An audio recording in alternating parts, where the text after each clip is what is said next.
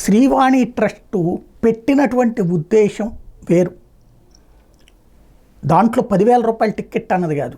ప్రజల యొక్క అర్జెన్సీ వలన 10,000 రూపాయలు ఒక ఎత్తు అయితే, అందులో కీలకమైనటువంటి పాయింట్ ఒకటి ఉంది. ఆ డబ్బుల్ని ఒక ట్రస్ట్గా పెట్టి, అది తిరుమల తిరుపతి దేవస్థానం నిర్వహించింది, వేరే ప్రైవేటు వ్యక్తులేం కాదు. ఆ డబ్బులతో ఆంధ్రప్రదేశ్, తెలంగాణ 2 రాష్ట్రాల్లో ఎస్సీ ఎస్టీ వాడలలో ఆలయాలు నిర్మించారు. ఒక్కొక్క గుడికి 10 లక్షల రూపాయలు ఇచ్చారు. వేల గుళ్ళకి సంబంధించినటువంటి నిర్మాణాలని ప్రారంభించారు. కొన్ని పూర్తయినాయి, దాదాపు 1000-2000 పూర్తయినాయి.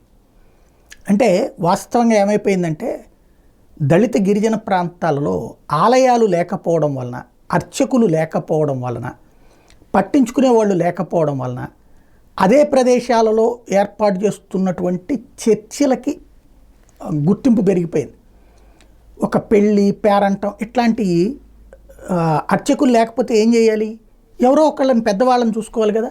అక్కడ ఆ మత పెద్దలు వచ్చి చేస్తున్నారు. బారసాల దగ్గర నుంచి శ్రీమంతం దాకా అన్నీ చేస్తున్నారు. కాబట్టి అటు కన్వర్షన్స్ పెరిగిపోయినాయి. దానికోసమనినే ఈ విధానాన్ని ఎంచుకున్నారు. ఇది గతంలో ఆర్ఎస్ఎస్ వీళ్ళందరూ కూడా అప్పుడున్న రాష్ట్ర ప్రభుత్వం దృష్టికి తీసుకెళ్తే, రాష్ట్ర ప్రభుత్వ అకౌంట్లో నుంచి, బడ్జెట్లో నుంచి కాకుండా తిరుమల తిరుపతి దేవస్థానం ఇట్లా టికెట్ల రేట్లు పెంచి 10,000 రూపాయలు చేసి 10,500 దాకా తీసుకునేది. 500 రూపాయలేమో బ్రేక్ దర్శనం డబ్బులు, 10,000 రూపాయలేమో శ్రీవాణి ట్రస్ట్కి. ఈ డబ్బుల నుంచి తీసుకెళ్ళి గుళ్ళకి కట్టింది.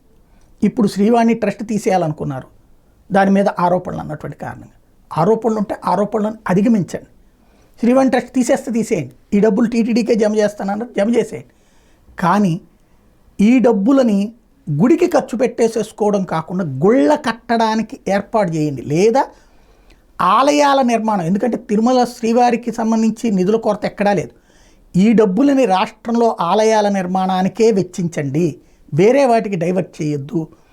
ప్రతి ఎస్సీ ఎస్టీ వాడలో 1,000 మంది ఉన్న ప్రతి చోట ఒక గుడి, ఆ గుడికి తిరుమల తిరుపతి దేవస్థానం తరపున ట్రైనింగ్ అయినటువంటి ఒక అర్చకుడు, అది ఆ లోకల్ వాళ్ళే అర్చకులుగా, ఏ కులం వాళ్ళైతే ఆ కులం వాళ్ళకే ట్రైనింగ్ ఇచ్చి అర్చకులుగా మార్చినటువంటి పరిస్థితి.